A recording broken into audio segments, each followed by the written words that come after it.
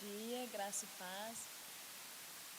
A gente está aqui mais uma semana para a gente dar continuidade à nossa lição, né, na nossa escola dominical, nossa EBD, Escola Bíblica Dominical.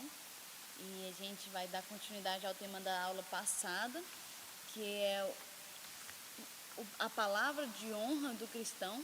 A gente falou sobre o juramento. E a gente hoje, na verdade, vai concluir. Que na semana passada eu falei a parte do juramento precipitado, da questão da palavra ser verdadeira. E hoje a gente vai falar mais sobre Mateus 5:37, que é a palavra sim, sim, não, não. Amém? Antes a gente ler o versículo, a gente vai orar. Queria que você também aí, em espírito de oração, curva a sua cabeça, ora junto comigo. Amém? Senhor, meu Deus, meu Pai, em nome de Jesus, te damos graça porque sabemos que o Senhor é bom, Deus. Sabemos que pertencemos, ó Deus, a um Deus de amor, que é o Senhor. Sabemos que o Senhor nos amou primeiro, Pai. Somos gratos por isso, Senhor. Abençoe o Deus agora, neste momento, essa turma, essa lição, Deus. Que o Senhor venha falar aos nossos corações, que seja para a honra e glória do Teu santo nome, Senhor. Perdoe as nossas falhas, ó Pai, os nossos pecados. Sara a nossa terra, Senhor. Vem com a Tua cura, com o Teu bálsamo, Senhor. E traga a cura que precisamos, Pai. Ó Pai, a cura da alma, a cura desse vírus. Que o Senhor possa, Deus, inspirar os cientistas, os médicos, os pesquisadores, para que possa descobrir, Deus, a vacina, os anticorpos que combatem essa doença, Pai. Eu sei que o Senhor está em todas essas coisas, Senhor. Pai, consagra-te essa turma, este momento, que seja para a honra e glória do Teu santo nome, Pai. Em nome de Jesus. Amém. Amém?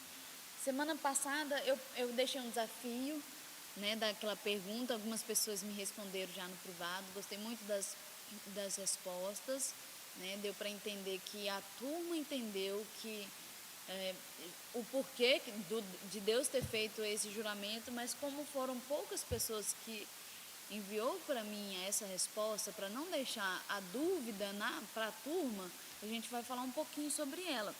A pergunta era: por que Jesus disse de modo algum jureis, se o próprio Deus fez o uso do juramento?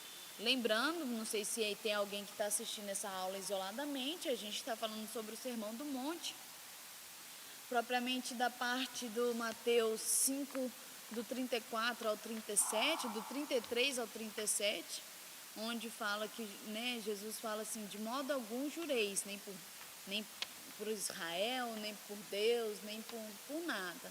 E aí a gente entendeu o porquê que ele fala isso, para a gente não jurar, porque a nossa conduta, a nossa vida, a nossa palavra como cristãos já deve ser, independente de um juramento, independente de um fato, ser a verdade. Então, Jesus ele vem trazer um novo formato para a lei, na verdade, o que ela realmente representa do que a letra propriamente. Então, eu percebi que algumas pessoas entenderam por que Deus fez o uso, mas para deixar muito claro, a gente vai ler uma passagem que está em Hebreus capítulo 6, a gente vai ler do 13 ao verso 18. Você que quiser abrir e ler junto comigo, é Hebreus, capítulo é o 6, o verso é o 13 até o 18 a gente vai ler. Vou pegar meu ajudador aqui. Fala assim: quando Deus fez sua promessa a Abraão, jurou por si mesmo, tendo em vista não haver outro maior por quem jurar. E declarou: esteja certo de que o abençoarei e farei numerosos os teus descendentes. Sendo assim, havendo Abraão esperado com paciência certeira, alcançou a promessa. Ora, os homens juram por quem é maior do que eles, e para eles o juramento confirma a palavra empenhada, pondo fim a toda discussão. Do mesmo modo, Deus, querendo demonstrar de forma mais clara aos herdeiros da promessa a imutabilidade de seu propósito, interveio com o juramento, para que nós, que nos refugiamos no acesso à esperança proposta, sejamos grandemente encorajados por meio de duas afirmações imutáveis, nas quais é impossível que Deus minta. Só até aí. Então aqui nesse trecho de Hebreus ficou muito claro do porquê que Deus, no 17, né, fala assim: do mesmo modo, Deus, querendo demonstrar de forma mais clara aos herdeiros da promessa a imutabilidade do seu propósito. Então, quando Deus fez, né, no Antigo, por exemplo, esse é o exemplo, o juramento a Abraão, falando que ele abençoaria Abraão, né? Então, ele jurou por ele mesmo, porque não havia ninguém maior do que ele para jurar. E antigamente você precisava jurar alguém acima de você. Então a gente viu que, devido à situação decaída da humanidade, né, no qual a palavra das pessoas já não tinha valor, já não era verdadeira, não tinha peso e não era fiel o suficiente, as pessoas faziam o uso do juramento. Então, quando eles faziam o juramento, né, eles tinham que dizer que aquela parte tinha que ser verdade. Então, aqui a expressão, na versão do meu celular, fala que é a expressão dos mais antigos, fala, né, do hebraico, é a questão assim, ó, abençoando te abençoarei, nessa parte do 14, quando Deus declara, abençoando te abençoarei, né? E essa expressão idiomática hebraica, ela está nos manuscritos mais antigos e significa a questão do juramento de Deus para Abraão. Então a gente vê duas afirmações, que é a promessa propriamente dita e o juramento. Então, na verdade, o juramento não é para provar que Deus ele é real. Na verdade, ele é imutável, diz a palavra dele. Deus não é homem para que minta, está lá em Números. Então, ele não pode mentir. Então, o juramento não é para garantir aquilo que ele está falando é verdade, mas é para, na verdade, aumentar em nós a nossa crença, tirar toda a incredulidade do nosso meio e entender que a promessa do Senhor, ela é imutável. Então, ele afirma, né, através da promessa que é imutável e do juramento, né, por ele mesmo. Então, na verdade, Deus usa não no sentido que os homens usavam, ele usou para demonstrar e fortalecer em nós a fé. Amém? E as pessoas que me responderam a esse questionário foi exatamente isso. Deus usou não para provar que ele, né, fala é a verdade, porque a gente sabe que é. Ele fala para mostrar para nós que ele não muda. Beleza? Ele é o mesmo ontem, hoje e será eternamente. Ele é o mesmo Deus daquela época que opera milagres, ele ainda é o mesmo Deus hoje. Então ele é imutável e ele não mente. Amém? Então a gente tem essas duas afirmações. Ele não precisa aumentar a sua credibilidade conosco quando ele diz, né, um juramento. Ele, na verdade, está aumentando a nossa fé, tirando do nosso meio toda incredulidade. Amém? Então, a gente vai, espero que tenha ficado claro para todo mundo, para quem não respondeu. E se não ficou, pode me chamar lá e a gente pode conversar um pouco mais. Mas Deus, ele faz o uso do juramento para provar, nos mostrar que às vezes a gente precisa de um pouco mais de fé. Amém? Então, a gente vai voltar para a segunda parte de Mateus. Eu gostaria de ler o versículo lá de Mateus, que é a base da aula de hoje, que é Mateus capítulo 5, o verso é o 37. A gente vai ler só esse hoje. Que diz assim: seja, porém, o teu sim, sim e o teu não, não, porque passar disso vem do maligno. Amém? Então, Jesus, ele ensina como um verdadeiro cristão deve ser. Ele deve ser autêntico, ele deve ser sincero, né? Ele deve ser verdadeiro. É isso que Jesus está ensinando, porque o sim é uma afirmação categórica, né? A gente sabe que a palavra sim é sim e acabou. Então, se vocês perceberem no texto do Mateus 37, fala assim: seja o teu sim, vírgula, sim, e seja o teu não, não. Então ele está falando assim, que o seu sim seja sim mesmo e que o seu não seja não mesmo. Ou seja, o sim, ele é uma afirmação categórica, enquanto o não, ele é uma negação categórica. Ou seja, é sim e pronto, acabou. Ou é não e pronto, acabou. Porque o talvez, né, que é uma outra, ele dá um sentido duplo. Ah, você quer ir amanhã comigo? Talvez sim ou talvez não. Não é claro.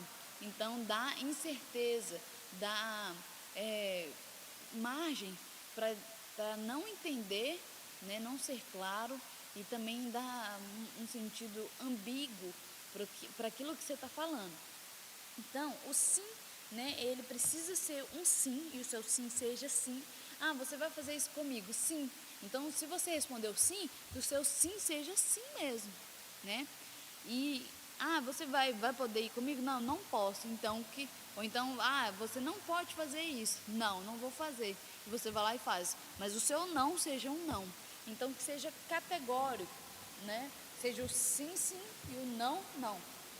Não tem porque o talvez, igual a gente vai falar um pouquinho o talvez pode ser um talvez sim, um talvez não, como a gente falou, mas a gente precisa entender que a gente não pode deixar dúvidas para quem ouve. Se você está falando acerca da Bíblia e você precisa falar alguma coisa, e alguém te perguntar, é pecado tal coisa, você falar talvez, né? Se for realmente pecado, a resposta deve ser sim, é um pecado. Né? Às vezes a verdade, como ela é dita, ela pode causar certo desconforto, mas é melhor uma verdade nua e crua do que uma mentira disfarçada de verdade. Né? É melhor a verdade do que a mentira. E a gente sabe de quem é o pai da mentira. Por isso que o que passar disso vem do maligno, ou seja, procede, vem do maligno, não vem de Deus. Então, o que Jesus pede nesse versículo é que a nossa palavra seja sincera e normal. A gente deve sempre falar como quem vive na presença de Deus, né? Tendo Jesus como referencial, que nunca mentiu, nunca saiu da sua boca palavras dúbias, ou seja, com sentido de passando para a pessoa duplo sentido, não, era sempre sincera. Em 1 Pedro, capítulo 2, verso 22, fala que não encontrou, na sua boca não tinha engano, na boca de Jesus não havia engano. Aqui, ó, 1 Pedro 2, 22, ele não cometeu pecado algum, nem qualquer engano foi encontrado em sua boca. Então Jesus é o nosso referencial. Camila, como eu posso proceder dessa maneira que você está falando? Como Jesus. A gente pode parar e pensar assim, o que Jesus faria nessa situação? Né? Como que Jesus? Nós temos aqui vários relatos, na Bíblia a gente pode extrair dela tudo que a gente está vivendo. Ela não é ultrapassada ou obsoleta, ela é verdade e ela traz a nossa realidade, mesmo que escrita quantos anos atrás, quantos mil anos atrás. Então ela ainda traz tudo isso que a gente está passando. E aí você precisa de uma orientação. Como que eu faço? Como que Jesus faria? Lembre-se que em todo o ensino de Jesus a gente vê pregando o amor, né? Mesmo que quando ele falava assim, não jurais. E aí a gente vê o amor de Jesus, porque ele deseja que os seus discípulos sejam cristãos sinceros, verdadeiros. Amém? E aí a parte que fala assim, o que passar, a gente separaria esse versículo em A e B. A parte A é que seja, porém, o teu sim, sim e o teu não, não. E a parte B é, o que passar disso vem do maligno. Por que o que passar de sim e de não vem de Deus? Não procede de Deus, é o que o próprio Jesus está falando. né? Não sou eu que estou falando, é Jesus que está citando aqui.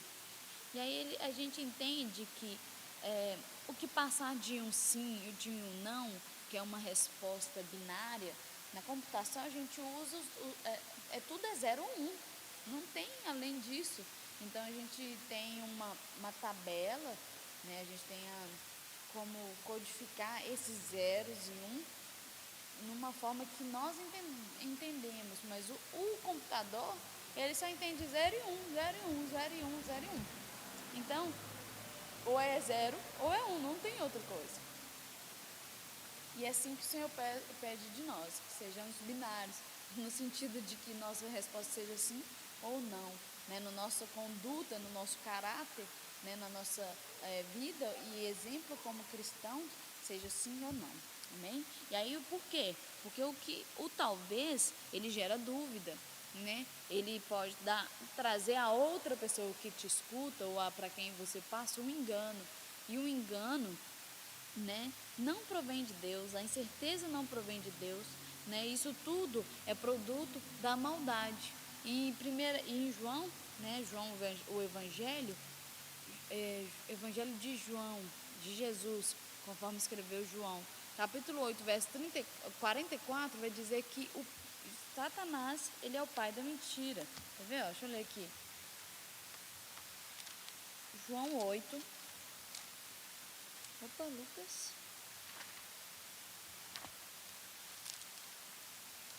João, capítulo 8, 44, diz assim: vós pertenceis ao vosso pai, o diabo, e quereis realizar o desejo do vosso pai.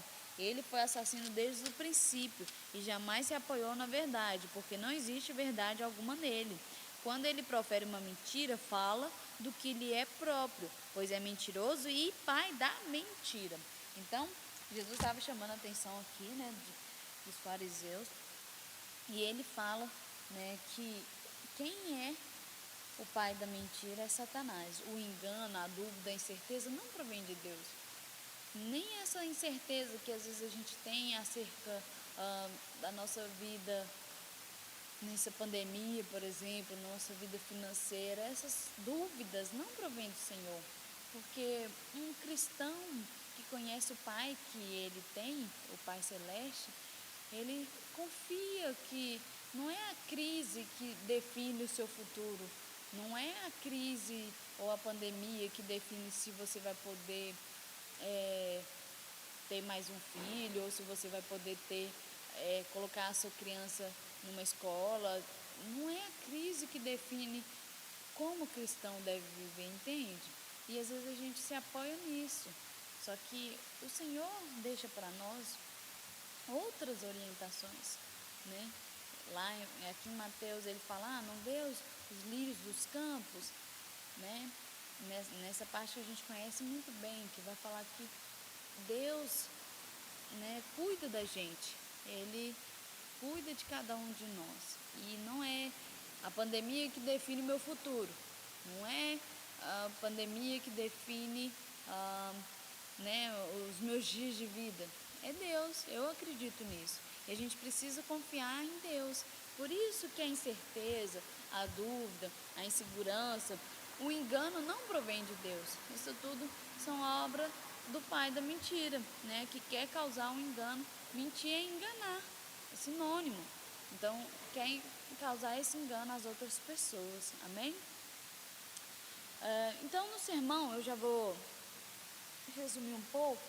No Sermão do Monte, a gente vê que Jesus ensina que a qualidade do cristão, né, a qualidade que um cristão deve exercer, deve exceder, entenda? Então a gente precisa exercer um tipo de caráter, ter um tipo de qualidade para exceder a justiça dos fariseus. Lembra aquele versículo que a gente falou?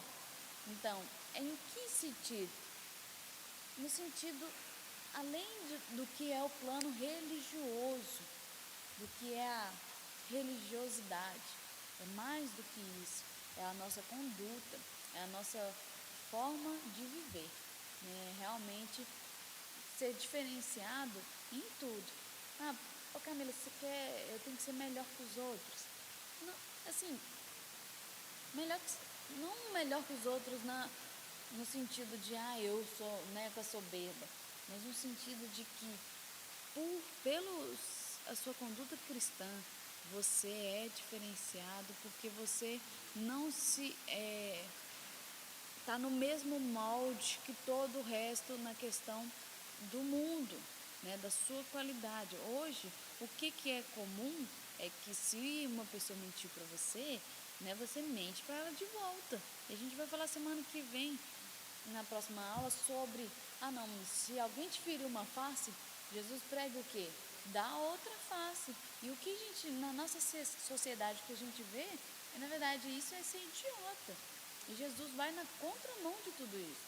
Então, ter as qualidades que Jesus deseja que a gente tenha como cristão é ir na contramão. Então, vai ser um pouco, é ser diferente mesmo. Né? O que Jesus nos ensina é trazer, né, essa diferença na nossa vida. Essa diferença, entre outras coisas, manifesta tudo naquilo que a gente fala, naquilo que a gente age e como a gente reage, né, a certas situações. Não, eu vou deixar o Espírito Santo dominar, talvez um momento de raiva, como a gente viu no ódio, ou eu vou ser como os fariseus, né? É nesse sentido exceder a justiça dos fariseus que Jesus propôs. Então, é em tudo, no que a gente fala, no que a gente mostra, né, na nossa conduta. E aí, porque Jesus deseja que essa transformação venha de dentro para fora, né? Quando eu entendo isso com a minha mente e eu trago para mim que eu preciso ser algo novo todos os dias, eu preciso nascer de novo para que eu viva o Evangelho e viva tudo isso que o Senhor quer para mim, né? Eu consigo trazer para fora, externar aquilo que eu estou pensando e desejando ser como Jesus quer que eu seja. Então acaba que as minhas condutas, né, às vezes até o modo de andar, o modo de falar, é transformado pela ação poderosa e transformadora do Espírito Santo em nós. Então a gente vai entender que a ação, uma vez que eu entendo e aceito a orientação de Jesus, ela reflete inclusive na minha parte física, né, na minha fala, na minha forma de ouvir as outras pessoas, na minha conduta como um todo. Então é isso que o Senhor Jesus nos convida no Sermão do Monte. Olha, no Antigo Testamento, ou nas leis, ou nos 10 mandamentos, nas leis do deserto, está falando isso. Mas eu te convido, ó meu discípulo, a ser diferente no sentido de não só cumprir a lei, né? Traz uma excelência para nós na lei, né? Jesus complementa ela nesse sentido, de que é mais excelente você fazer da forma que ele está falando do que se você só cumprir a lei, né? Entende a diferença? Cumprir a lei é uma coisa, agora fazer com o que Jesus estava pedindo é diferente, que são, né, os ensinos, todos esses ensinos que a gente tem aprendido do Sermão do Monte. Então, para concluir, Jesus mesmo disse que a boca fala do que está cheio o coração. Mateus 12, um pouco mais para frente, vamos ler lá.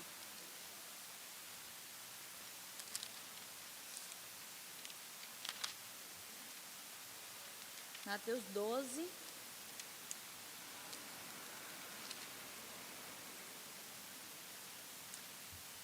verso 34. Raça de víboras, como podeis falar coisas boas sendo mal? Pois a boca fala do que está cheio o coração. Por isso que a transformação tem que ser de dentro para fora. Porque senão se o meu coração, se eu forçar a minha carne ser uma coisa e o meu interior tá outra, a minha boca vai expressar aquilo que está cheio no meu coração. Então eu vou forçar em vão a carne, sendo que a mudança tem que vir de dentro. E é esse o propósito de Jesus com o Sermão do Monte, nos desafiar e nos incentivar a essa transformação, esse tipo de transformação, né, que de dentro para fora, né, eu possa florescer, mas aí que, né, foi lançada a semente, como aquela da parábola do semeador, e encontrou uma boa terra e floresceu e deu sementes, né, 5 por 1. E aí essa semente são as minhas atitudes, é o meu falar, né? Esse bom fruto é a transformação da minha vida, no sentido de que eu sou melhor hoje do que eu era ontem e desejo ser amanhã melhor do que eu era hoje, entende? É esse o propósito, é essa proposta de Jesus com o Sermão do Monte. Nós precisamos entender que, eu já sou cristão há 50 anos, não importa, se você não transformou, né, não tem transformado todo dia nesses 50 anos que você é cristão, ainda não é o suficiente. Você ainda precisa se converter, eu ia dizer, mas precisa nascer de novo. Porque Pedro, ele teve com Jesus, todo o ministério de Jesus, e ele converteu só no final. Ele entendeu isso só no final. Né? Só depois, quando Jesus vai, apacenta minhas ovelhas.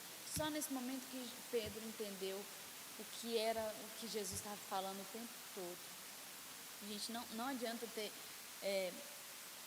50 anos de igreja. O Senhor quer 50 anos de transformação de vida, né? 50 anos entendendo que o Senhor nos quer para algo maior. Ele deseja e Ele tem isso para nós, né? Ele tem planos, só que a gente tem que estar, não ia falar nem preparado, porque eu creio que Ele prepara, mas estar consciente do que Ele quer. Eu preciso entender essa transformação e buscar isso, né, dentro de mim. E aí o Senhor vai, né, aos poucos, alguns, é igual como um remédio, né, que é homeopático, ou até uma dose de remédio que é por exemplo, antibiótico. Você precisa tomar várias doses, né, até fazer o efeito para aquela doença ser curada, de 12 em 12 horas, por 30 dias, de 6 em 6 horas por 20 dias. Não é assim a prescrição médica? É assim conosco. Eu preciso dessa medicação para eu melhorar nessa parte da minha vida. Eu preciso parar de ser mentiroso. Eu preciso parar de enganar as pessoas, de odiar as pessoas. E aí, como o Senhor vem como esse remédio, homeopático para alguns, às vezes uma vacina para outros, né, a questão da velocidade, da ação, mas o Senhor vem como um remédio para nós. E aí, quando você aceita esse remédio, aí a gente é transformado de dentro para fora, assim como o Sermão do Monte propõe. Amém? Então é isso, tudo que a gente fala deve ser verdadeiro e confiável. Para isso, se tudo que você falar for confiável e verdadeiro, não precisa de juramento. Amém? A gente vai ficar por aqui na lição. Semana que vem a gente vai falar sobre a negação e afirmação na vida cristã, na parte que a gente vai continuar esses versículos, mas não de usar de vingança, né? A parte que eu falei de dar a outra face, a gente vai entrar nesse assunto. Leia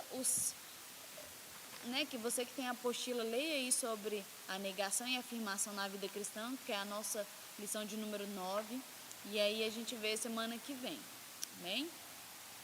Eu gostaria também, aproveitando, hoje é domingo, né, Dia das Mães, gostaria de parabenizar todas as mães, né, todas as mães da nossa classe, mas todas as mães do nosso ministério, todas as mães que estão assistindo.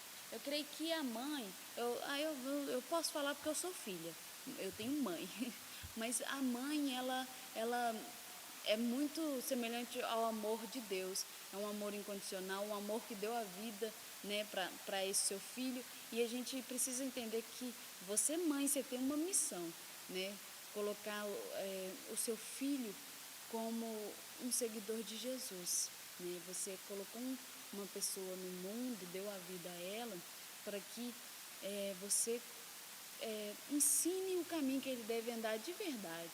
A gente precisa, acho que falta muito, talvez na nossa sociedade ou no nosso tempo, referenciais de líderes.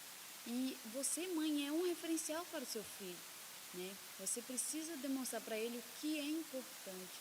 E é em qualquer fase, é em todo o tempo.